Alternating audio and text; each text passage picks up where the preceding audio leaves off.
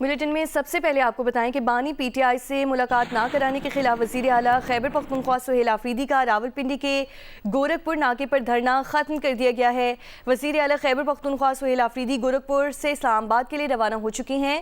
وزیر اعلیٰ خیبر پختونخوا نے کارکنوں کے ہمراہ گورکھپور کے مقام پر 16 گھنٹے دھرنا دیا۔ سہیل آفریدی پہلے کے پی کے ہاؤس اسلام آباد جائیں گے۔ سہیل آفریدی اسلام آباد ہائی کورٹ میں بانی پی ٹی آئی سے ملاقات کے لیے پٹیشن دائر کریں گے۔ وزیر اعلیٰ خیبر پختونخوا اسلام آباد ہائی کورٹ میں پٹیشن دائر کرنے کے بعد واپس اڈیالہ روڈ آئیں گے۔ اس وقت دھرنا ختم کر چکے ہیں خیبر پختونخوا وزیر اعلیٰ خیبر پختونخوا سہیل آفریدی، اور شبیر ڈار نمائندہ جیو نیوز ہمارے ساتھ موجود ہیں۔ شبیر بتائیے کیا تفصیلات ہیں آپ کے پاس؟ جی، وزیر اعلیٰ خیبر پختونخوا سہیل آفریدی اب سے تھوڑی دیر پہلے اڈیالہ روڈ سے واپس اسلام آباد روانہ ہو گئے ہیں، اور 16 سے 17 گھنٹے انہوں نے قریباً اڈیالہ روڈ پر دھرنا دیا۔ پوری رات وہ اپنی کابینہ کے ساتھیوں اور پی ٹی آئی رہنماؤں کے ہمراہ یہاں موجود رہے، اور اب سے تھوڑی دیر پہلے انہوں نے یہاں پر ناشتہ کیا، اور ناشتے کے بعد وہ اسلام آباد روانہ ہو گئے ہیں اور انہوں نے دھرنا ختم کر دیا ہے۔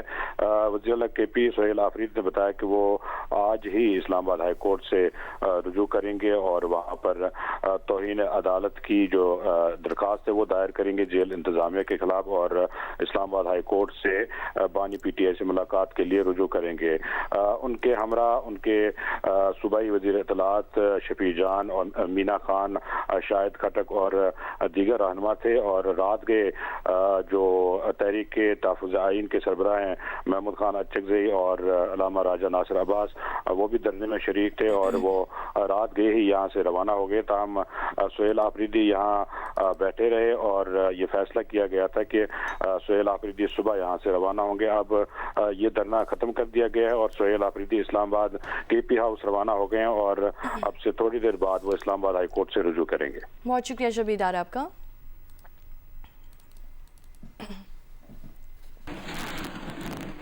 سربراہ تحریک تحفظ آئین پاکستان محمود اچکزئی نے کہا کہ وزیر اعلیٰ خیبر پختونخوا کو خوش فہمی تھی کہ وہ فیڈریشن کا یونٹ ہیں۔ انہیں گمان تھا کہ عدالت نے لکھ کر دیا ہے تو لیڈر سے ملنے دیا جائے گا۔ انہوں نے دیکھا یہاں کوئی شرافت کی زبان نہیں سمجھتا۔ پی ٹی آئی کو تجویز ہے کہ اگر بانی پی ٹی آئی سے ملاقات کرنی ہے تو عوامی طاقت سے ایوان کی کارروائی روک دیں۔ اگرچہ یہ دھرنا پلان نہیں تھا، چیف منسٹر صاحب اس سے خوش فہمی میں مبتلا تھے کہ وہ پورے ایک یونٹ کا نمائندہ ہے، لوگوں میں کچھ حیا ہوگی، شرم ہوگی، اور مجھے اپنے لیڈر سے اس کی ملاقات کی اجازت اس لیے دی جائے گی کہ مجھے سپریم کورٹ ہائی کورٹ نے لکھ کے دیا تھا، لیکن یہاں انہوں نے جب دیکھا کہ نہ کوئی شرافت کی زبان ہے نہ کوئی شرافت کی زبان سمجھتا ہے، تو مجبوراً ایک جمہوری پشتون کی حیثیت سے انہوں نے یہاں دھرنا دے دیا۔ ہماری تجویز ہے کہ واقعی اگر آپ چاہتے ہیں کہ عمران خان سے آپ کی ملاقات ہو، عمران خان کی بہنوں کی ملاقات ہو، ہمارے میں سے کسی کی ملاقات ہو، وہ تب ہوگا جب ہم اپنی عوامی طاقت سے، پارلیمنٹ کی طاقت سے سینٹ کی اور قومی اسمبلی کی کارروائی روک دیں۔ آگے بڑھیں اور آپ کو بتائیں پشاور کے علاقے حسن خیل میں گیس پائپ کو دھماکے سے اڑانے کے واقعے کا مقدمہ تھانہ سی ٹی ڈی میں درج کر لیا گیا ہے۔ ایف آئی آر کے متن کے مطابق دہشت گردوں نے تخریب کاری کے لیے گیس پائپ لائن کو بارودی مواد سے اڑایا۔ تفصیلات جاننے کے لیے ہم نے رابطہ کیا ہے نمائندہ جیو نیوز ابوبکر صدیق سے۔ ابوبکر کہیے گا ایف آئی آر میں مزید کیا درج کیا گیا ہے؟ دیکھیں جی، یہ حسن خیل میں گیس پائپ لائن کو دھماکے سے اڑانے کا واقعہ جو ہے پیش آیا تھا، اور باقاعدہ طور پر اس کی ایف آئی آر جو ہے وہ تھانہ سی ٹی ڈی میں درج کر لی گئی ہے، اور پولیس کے مطابق یہ ایف آئی آر جو ہے تھانہ متنی کے ایس ایچ او کی مدیریت میں جو ہے وہ درج کی گئی ہے۔ ایف آئی آر میں جو ہے دہشت گردی اور دیگر جو خوف و ہراس پھیلانے سمیت دیگر دفعات ہے وہ شامل کیے گئے ہیں۔ ایف آئی آر متن کے مطابق دہشت گردوں نے تخریب کاری کے لیے جو ہے گیس پائپ لائن کو بارودی مواد سے اڑایا، اور ٹھیک ہے، ابوبکر صدیق ہمارے ساتھ موجود تھے، ہمیں تمام تر تفصیلات سے آگاہ کرے تھے۔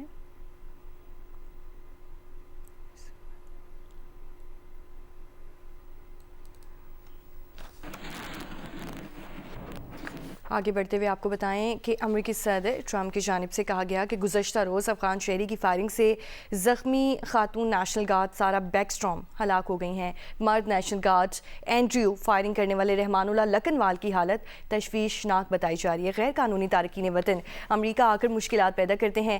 حکام سے غیر قانونی تارکین وطن سے متعلق تفصیلی بات کی ہے۔ فلوریڈا میں تھینکس گیونگ خطاب کے دوران ٹرمپ نے کہا امریکہ کے پاس دنیا کی مضبوط فوج اور دفاعی آلات موجود ہیں۔ امریکہ کے B-2 طیاروں نے 37 گھنٹے پرواز کی اور ہدف کو نشانہ بنایا۔ آگے بڑھیں اور آپ کو بتائیں کہ FBI کے وائٹ ہاؤس کے قریب فائرنگ کرنے والے افغان شہری کے گھر سمیت ریاست واشنگٹن اور سین ڈیاگو میں متعدد گھروں پر چھاپے۔ ڈائریکٹر FBI کاش پٹیل نے بتایا کہ تفتیش کاروں نے ریاست واشنگٹن میں مشتبہ شخص کے گھر سے سیل فون، لیپ ٹاپ اور آئی پیڈز قبضے میں لے لیے ہیں۔ فائرنگ کی وجوہات جاننے کے لیے گرفتار افغان شہری رحمان اللہ لکنوال کے رشتہ داروں سے بھی تفتیش کی جا رہی ہے۔ امریکہ کا افغان باشندوں کی امیگریشن کی درخواستوں پر مزید کام غیر معینہ مدت تک روکنے اور بائیڈن دور میں افغانستان سے امریکہ آنے والے ہر غیر ملکی کی دوبارہ جانچ پڑتال کا حکم۔ امریکہ میں آباد کاری کے منتظر افغان شہریوں میں مایوسی، کہا ان کے تحفظ کا آخری راستہ بھی بند ہو گیا ہے۔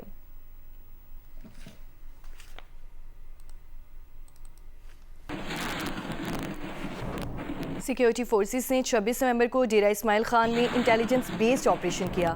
ISPR کے مطابق آپریشن کے دوران فائرنگ کے تبادلے میں 22 خوارج ہلاک ہو گئے۔ بھارتی پراکسی فتنہ خوارج کی موجودگی کی اطلاع پر یہ آپریشن کیا گیا۔ سیکیورٹی فورسز نے خوارج کے ٹھکانے کو مؤثر انداز میں نشانہ بنایا۔ وفاقی وزیر داخلہ محسن نقوی کی خارجیوں کے خلاف کامیاب آپریشن پر سیکیورٹی فورسز کی تعریف، کہا خارجیوں کو کسی بھی جگہ چھپنے نہیں دیں گے، ہم دشمنوں کے مکمل خاتمے تک آپریشنز جاری رہیں گے۔ بلاول بھٹو سرداری کا سیکیورٹی فورسز کو خراج تحسین، دہشت گردی کے خاتمے اور قیامی امن کے لیے سیکیورٹی فورسز کے عزم کو سراہا۔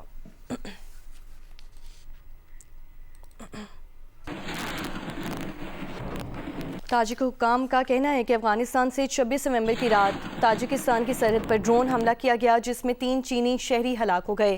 خبر ایجنسی کے مطابق افغان عسکریت پسند تاجکستان کی سرحد کے ساتھ پہاڑی علاقوں میں سرگرم ہیں۔ تاجک وزارت خارجہ کا کہنا ہے کہ افغانستان سے تاجکستان کے جنوب میں ایک چینی کمپنی پر ڈرون حملہ کیا گیا۔ افغانستان سے ہونے والے حملے میں ہلاک ہونے والے چینی کمپنی کے ملازمین ہیں۔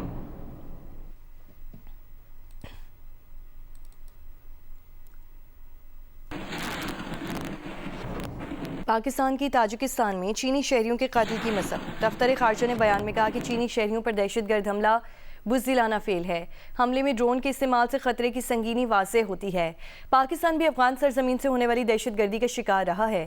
افغان سرزمین کا دہشت گردی کے لیے استعمال انتہائی تشویشناک بات ہے۔ دہشت گرد گروہوں کی میزبانی افغان طالبان کی سرپرستی میں جاری ہے۔ افغان سرزمین سے دہشت گردی پر پوری عالمی برادری کو تشویش ہے۔ افغانستان سے آپریٹ کرنے والے دہشت گرد نیٹ ورکس کے خلاف عملی اور قابل تصدیق کارروائی ضروری ہے۔ پاکستان چین اور تاجکستان کے ساتھ علاقائی امن و سلامتی کے لیے تعاون جاری رکھے گا۔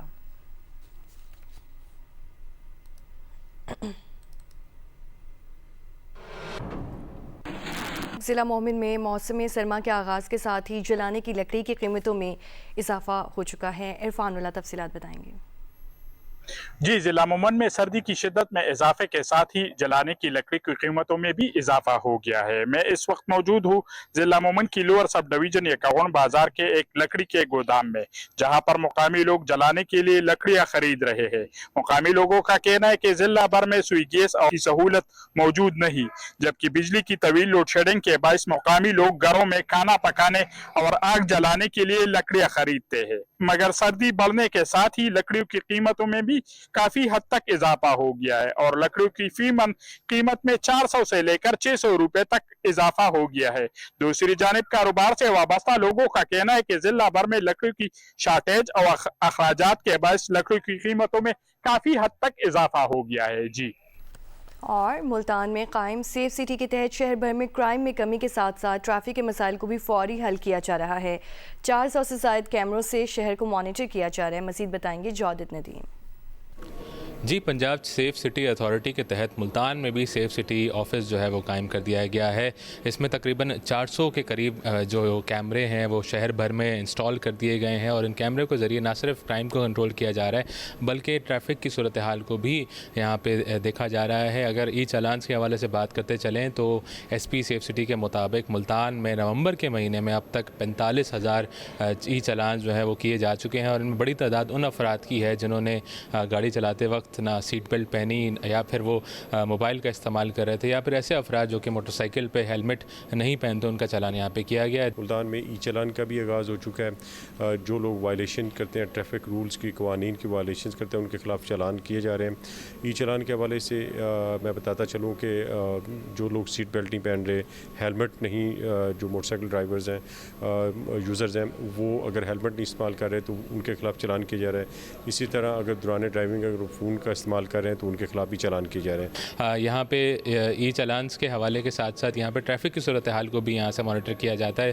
جن علاقوں میں رش بڑھ جاتا ہے اس کو فوراً ریزالو کرنے کے لیے یہاں سے اس کو مانیٹر کیا جا رہا ہے, جبکہ دیگر جو یہاں پہ سروس دی جا رہی ہیں اس میں ورچوئل پولیس اسٹیشن جو کہ خواتین کے لیے یہاں پہ بنایا گیا ہے, جسے نہ صرف پینک بٹن کے ذریعے کنیکٹ کیا گیا ہے بلکہ جو پنجاب سیف سٹی اتھارٹی کے جو ایپ ہے اس کے ذریعے بھی ایکسیس کیا جا سکتا ہے. S P safe city authority کا یہی کہنا ہے کہ یہاں پہ شہریوں کی زندگی کو بہتر بنانے کے لیے مسلسل جو ہے وہ کوششیں جاری ہیں. جی پاکستان بزنس کونسل کی چیئرپرسن ڈاکٹر زیلف منیر نے کہا ہے کہ معاشی ترقی ٹیکس اصلاحات کے بغیر ممکن نہیں. اسلام آباد میں منعقدہ ڈائیلاگ آن دی اکانومی 2025 کی اختتامی تقریب سے خطاب میں کہا, پاکستان کا معاشی مستقبل استحکام, اصلاحات اور ذمہ دارانہ شراکت پر منحصر ہے. کوئی بھی ادارہ اکیلا ترقی نہیں کر سکتا. ملک کے لیے معیشت کی دستاویزی شکل بہت ضروری ہے. 2 روزہ ڈائیلاگ میں پاکستان کے سرمایہ کاری, ماحول, توانائی اور معدنیات کے شعبوں میں اصلاحات, نجکاری, ادارہ جاتی بہتری اور ٹیکس انتظامیہ کی جدید سازی پر گفتگو ہوئی. ڈائیلاگ میں governor state bank Jameel Ahmed, وفاقی وزیر خزانہ محمد اورنگزیب, دیگر وفاقی وزراء, national coordinator SIFC lieutenant general Sarfraz Ahmed اور متعدد ماہرین نے بھی شرکت کی. پاکستان ایک نئے معاشی مرحلے میں داخل ہو رہا ہے اور اس موقع پر PBC نے حکومت اور نجی شعبے کے ساتھ تعمیری شراکت جاری رکھنے کے اپنے عزم کو دہرایا.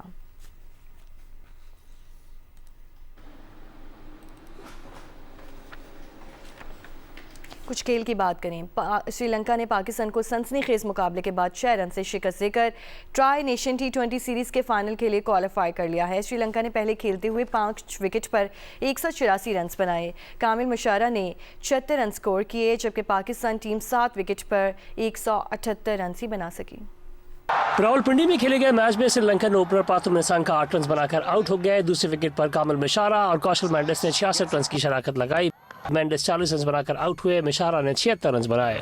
لیا لگے 24 رنز بنا کر ناٹ آؤٹ رہے. سری لنکا نے 5 وکٹ پر 184 رنز بنائے. جواب میں پاکستان کا آغاز اچھا نہ رہا. پاور پلے میں صرف 45 رنز بنے اور اس کے 4 کھلاڑی پویلین لوٹ گئے. صاحبزادہ فرحان 9, بابر اعظم 0, فخر زمان 1 اور سام ایوب 27 رنز بنا سکے. پھر کپتان سلمان علی آغا اور عثمان خان نے اسکور 99 تک پہنچا دیا. عثمان خان 33 رنز بنا کر آؤٹ ہوئے. پھر محمد نواز نے جارحانہ انداز اپنایا اور صرف 16 گیندوں پر 27 رنز کی اننگز کھیل کر پاکستان کو میچ میں واپس لے آئے. لیکن ان کے آؤٹ ہونے کے بعد آخری اوور میں ٹیم کو 10 رنز درکار تھے. دشمانتا چمیرہ نے 3 رنز دے کر فہیم اشرف کی وکٹ حاصل کی اور اپنی ٹیم کو 6 رن سے فتح دلا دی. سلمان علی آغا 63 رنز بنا کر ناٹ آؤٹ رہے. دشمانتا چمیرہ نے 4 کھلاڑیوں کو آؤٹ کیا. ٹرائی نیشن سیریز کا فائنل ہفتے کو پاکستان اور سری لنکا کے درمیان کھیلا جائے گا. جیو سپر اور مائیکو نے 2027 تک تمام ICC ایونٹس کے نشریاتی اور ڈیجیٹل حقوق حاصل کر لیے. جیو اسپورٹس، مائیکو اور PTV نے 2027 تک پاکستان میں ہونے والے تمام ICC ایونٹس کے نشریاتی اور ڈیجیٹل حقوق حاصل کر لیے. نئے معاہدے کے تحت جیو سپر اور مائیکو نے شراکت کے ساتھ نشریاتی ٹیلی ویژن کے حقوق حاصل کیے ہیں. ان حقوق کی مدت میں ICC کے عالمی ایونٹس کا بھرپور اور ڈائیورسیفائڈ پورٹ فولیو شامل ہے.